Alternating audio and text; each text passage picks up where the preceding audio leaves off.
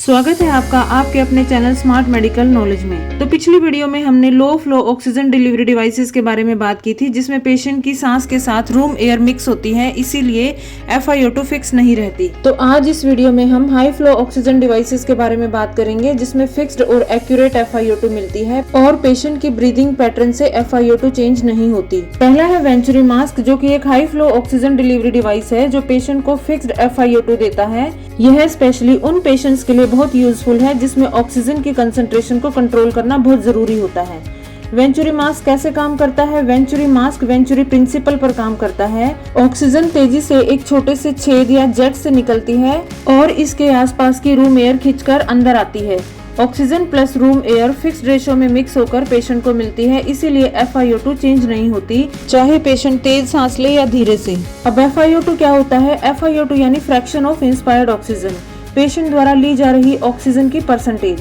Room air में 21% FiO2 होता है और ऑक्सीजन देने पर FiO2 बढ़ जाती है, यानी जितनी ज्यादा ऑक्सीजन आप देंगे FiO2 उतनी बढ़ेगी। अब वेंचुरी मास्क के पार्ट्स के बारे में अगर देखें तो एक सिंपल फेस मास्क होता है और कलर कोडेड वेंचुरी एक वाल्व होता है जो कि फेस मास्क के साथ अटैच होता है, जिसे जेट भी बोलते हैं। वाल्व के साथ ऑक्सीजन ट्यूबिंग्स अटैच होती हैं। अब वेंचुरी मास्क कब यूज करना चाहिए? COPD पेशेंट्स में, type 2 respiratory failure, CO2 retention का रिस्क हो, ICU या इमरजेंसी में कंट्रोल्ड ऑक्सीजन की जरूरत हो तो हम वेंचुरी मास्क यूज करते हैं। अब इसके क्या बेनिफिट्स हैं? ये एग्जैक्ट और फिक्स्ड FiO2 प्रोवाइड करता है, पेशेंट की ब्रीथिंग पर डिपेंड नहीं करता, CO2 रिटेंशन का रिस्क कम हो जाता है और ICU में बहुत इंपॉर्टेंट है। चलिए अब वेंचुरी वाल्व के बारे में भी देख लेते हैं। वेंचुरी वाल्व वेंचुरी मास्क का एक पार्ट होता है जो कि वेंचुरी मास्क के साथ अटैच होता है, जो कि एक फिक्स और एक्यूरेट FiO2 प्रोवाइड करता है। वेंचुरी वाल्व डिफरेंट कलर्स के होते हैं और हर कलर का ऑक्सीजन फ्लो और FiO2 डिफरेंट होता है। जो ब्लू कलर का वाल्व होता है वो 2 to 4 लीटर ऑक्सीजन पर 24% FiO2 प्रोवाइड करता है। व्हाइट कलर का वाल्व 4 लीटर पर मिनट ऑक्सीजन पर 28% FiO2 प्रोवाइड करता है। येलो कलर का वेंचुरी वाल्व 8 लीटर पर मिनट पर 35% FiO2 प्रोवाइड करता है और रेड कलर का वाल्व 8 to 10 लीटर पर मिनट ऑक्सीजन फ्लो पर 40% FiO2 प्रोवाइड करता है और ग्रीन कलर का वाल्व 12 to 15 लीटर पर मिनट ऑक्सीजन फ्लो पर 60% सबसे ज्यादा FiO2 प्रोवाइड करता है। हर वाल्व पर फ्लो लिखा होता है, इसीलिए हमेशा उसी के अकॉर्डिंग ही ऑक्सीजन फ्लो देना चाहिए, वरना FiO2 चेंज हो जाएगी। तो इसे हम एक निमोनिक के जरिए याद रख सकते हैं। Boys want yummy red grapes, blue provides lowest FiO2 and green highest. अगला है NRBM यानी नॉन रीब्रीदर मास्क। NRBM एक हाई कंसंट्रेशन ऑक्सीजन डिवाइस है जिसका यूज इमरजेंसी कंडीशंस में किया जाता है। नॉन रीब्रीदर मास्क ऐसा ऑक्सीजन मास्क है जिसमें पेशेंट अपनी छोड़ी हुई सांस यानी कार्बन डाइऑक्साइड को दोबारा अंदर नहीं लेता, इससे शरीर में तेजी से ऑक्सीजन मिलती है। अब NRBM के पार्ट्स अगर देखें तो सबसे पहले इसमें फेस मास्क होता है जो नोज और माउथ को अच्छी तरह से कवर करता है। अब फेस मास्क के साथ रिजर्वायर बैग अटैच होता है जो ऑक्सीजन को स्टोर करके रखता है। अब इसके साथ एक वन वे वाल्व लगा होता है। एक वाल्व तो रिजर्वायर बैग और मास्क के बीच में होता है और 2 वाल्व मास्क के दोनों साइड्स में होते हैं ताकि पेशेंट द्वारा छोड़ी गई कार्बन डाइऑक्साइड बाहर निकल जाए, लेकिन ये वाल्व CO2 को वापस अंदर आने से रोकते हैं। अब NRBM मास्क कैसे काम करता है? ऑक्सीजन सिलेंडर या पाइप से रिजर्वायर बैग भर जाता है। जब पेशेंट सांस अंदर लेता है तो उसे बैग से प्योर ऑक्सीजन मिलती है, लेकिन जब पेशेंट सांस को बाहर छोड़ता है तो कार्बन डाइऑक्साइड साइड वाल्व से बाहर निकल जाती है और बाहर की हवा अंदर नहीं जाती, इसीलिए इसे नॉन रीब्रीदर कहा जाता है। ये 10 to 15 लीटर पर मिनट फ्लो रेट पर 60 to 90% FiO2 प्रोवाइड करता है, तो रिजर्वायर बैग हमेशा आधा भरा रहना चाहिए। अब NRBM मास्क का यूज कब किया जाता है? इंडिकेशंस।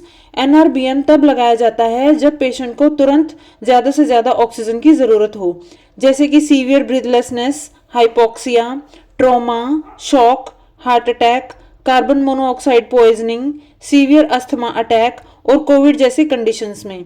अब NRBM मास्क लगाने के क्या फायदे होते हैं? बहुत ज्यादा कंसंट्रेशन में ऑक्सीजन प्रोवाइड करता है। दूसरा, कार्बन डाइऑक्साइड को री इनहेल नहीं होने देता। इमरजेंसी कंडीशन में लाइफ सेविंग का काम करता है और इसे यूज करना बहुत ही इजी है। लेकिन इसके क्या नुकसान हो सकते हैं? इसे लंबे समय तक हम यूज नहीं कर सकते। इससे ड्राइनेस हो सकती है, ठीक से फिट ना हो तो ऑक्सीजन लीक हो सकती है और सीओपीडी पेशेंट्स में ये बहुत ही सावधानी से लगाना चाहिए। इसे लगाने के बाद कुछ बातों का ध्यान रखना चाहिए, जैसे कि फ्लो हमेशा 10 to 15 लीटर पर मिनट रखें। बैग कभी भी पूरा चिपकना नहीं चाहिए। मास्क की फिटिंग सही होनी चाहिए। पेशेंट की SpO2 कंटिन्यूअसली मॉनिटरिंग होनी चाहिए और स्किन पर कोई दबाव या जलन ना हो चेक कर लें। पिछली वीडियो में हमने पार्शियल रीब्रीदिंग मास्क के बारे में बात की थी। अब आप सोच रहे होंगे कि पार्शियल रीब्रीदिंग मास्क और NRBM में क्या डिफरेंस है। देखिए, इन दोनों में बहुत डिफरेंस है। NRBM में मास्क और ऑक्सीजन रिजर्वायर के बीच एक वाल्व होता है और मास्क के दोनों तरफ वन वे वाल्व होते हैं, लेकिन पार्शियल रीब्रीदिंग मास्क में कोई वाल्व नहीं होता। इसी वजह से NRBM में पेशेंट अपनी छोड़ी हुई सांस दोबारा बिल्कुल नहीं लेता और पार्शियल रीब्रीदिंग मास्क में थोड़ी सी सांस वापस ले लेता है, जिसकी वजह से FiO2 चेंज हो सकती है, लेकिन NRBM में FiO2 फिक्स रहता है। तो यही सबसे बड़ा एग्जैक्ट डिफरेंस है।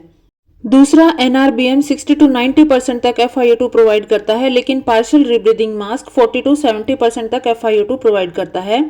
NRBM को इमरजेंसी कंडीशन में यूज करते हैं, जबकि पार्शियल रीब्रीदिंग मास्क को नॉर्मल कंडीशंस में यूज कर सकते हैं। अगला है HFNO यानी high flow nasal oxygen. HFNO एक बहुत ही एडवांस ऑक्सीजन देने का वे है, जिसमें पेशेंट को नेजल कैनुला से बहुत ही ज्यादा अमाउंट में ह्यूमिडिफाइड ऑक्सीजन दी जाती है। HFNO क्या करता है? ये पेशेंट को सांस लेने में हेल्प करता है, ऑक्सीजन लेवल बहुत जल्दी बढ़ा देता है और मुंह को और नाक को ड्राई नहीं होने देता। अब इसके पार्ट्स अगर देखें तो इसमें एक नेजल कैनुला होता है जो नाक में लगाया जाता है, ह्यूमिडिफायर होता है जो ऑक्सीजन को गर्म करता है, फ्लो जनरेटर होता है जो बहुत ही तेज फ्लो देता है और ऑक्सीजन सोर्स होता है जिससे ऑक्सीजन सप्लाई की जाती है। अब HFNO कैसे काम करता है? एयर ऑक्सीजन ब्लेंडर होता है जो एयर और ऑक्सीजन को मिक्स करने का काम करता है। उसके बाद मिक्स ऑक्सीजन ह्यूमिडिफायर से गर्म होकर हीटेड ब्रीदिंग सर्किट द्वारा नेजल कैनुला के थ्रू पेशेंट तक पहुंचती है। यह मशीन हीटेड और ह्यूमिडिफाइड ऑक्सीजन प्रोवाइड करती है और ऑक्सीजन का तेज फ्लो नाक के अंदर जाता है, जिससे पेशेंट इजीली सांस ले सकता है और लंग्स तक ऑक्सीजन अच्छे से पहुंच जाती है। कार्बन डाइऑक्साइड बाहर निकालने में मदद मिलती है। HFNO 30 to 60 लीटर पर मिनट फ्लो पर 21 to 100% तक FiO2 प्रोवाइड करता है, इसीलिए इसे हाई फ्लो कहा जाता है। इसका यूज तभी करते हैं जब पेशेंट को ब्रीथिंग डिफिकल्टी हो, लो ऑक्सीजन लेवल हो, निमोनिया, कोविड, ICU या इमरजेंसी में, या फिर सिंपल मास्क से कोई भी बेनिफिट ना हो। अगला है हाई फ्लो ऑक्सीजन डिवाइस T-पीस। ये टी की तरह दिखने वाला एक कनेक्टर होता है जिसमें पेशेंट को सीधी ऑक्सीजन मिलती है। इसमें कोई बैग या कोई वाल्व नहीं होता। इसके पार्ट्स अगर देखें तो इसमें एक ऑक्सीजन इनलेट होती है जहां से ऑक्सीजन पेशेंट के पास जाती है। दूसरा पेशेंट एंड होता है जो कि ट्रेकियोस्टमी या ET ट्यूब से जुड़ता है, और एक ओपन एंड होता है जो बाहर खुला रहता है जिससे कार्बन डाइऑक्साइड बाहर जाती है। अब T-पीस कैसे काम करता है? ये ऑक्सीजन T-पीस में आती है, पेशेंट ऑक्सीजन अंदर लेता है और सांस बाहर छोड़ते समय कार्बन डाइऑक्साइड खुले हुए हिस्से यानी थर्ड टर्मिनल से बाहर निकल जाती है। इसीलिए इसे सिंपल और डायरेक्ट ऑक्सीजन डिवाइस कहते हैं। इसे 5 to 15 लीटर पर मिनट फ्लो रेट पर सेट किया जाता है और FiO2 फ्लो रेट पर डिपेंड करती है। T-पीस का यूज कब करते हैं? ट्रेकियोस्टमी वाले पेशेंट्स में। वेंटिलेटर से हटाने के बाद वीनिंग के टाइम हम इसका यूज करते हैं। स्पॉन्टेनियस ब्रीदिंग यानी SBT स्पॉन्टेनियस ब्रीदिंग ट्रायल में हम इसका यूज करते हैं और ICU सेटअप में इसका यूज कर सकते हैं। T-पीस बहुत ही सिंपल ऑक्सीजन डिवाइस है, वीनिंग के लिए बहुत बेस्ट है और पेशेंट नेचुरल तरीके से सांस ले सकता है। लेकिन T-पीस ऑक्सीजन लेवल एग्जैक्ट कंट्रोल नहीं करता और इसे सिर्फ ट्रेकियोस्टमी या एंडोट्रेकियल ट्यूब के साथ ही अटैच कर सकते हैं। फेस मास्क से हम इसे अटैच नहीं कर सकते। T-पीस के थ्रू हम पेशेंट को नेबुलाइज भी कर सकते हैं। तो ये थी हाई फ्लो ऑक्सीजन डिवाइसेस के बारे में जानकारी, NRBM और पार्शियल रीब्रीदिंग मास्क में डिफरेंस। तो इसी तरह की और वीडियोस देखने के लिए वीडियो को लाइक करें, शेयर करें और चैनल को सब्सक्राइब करें।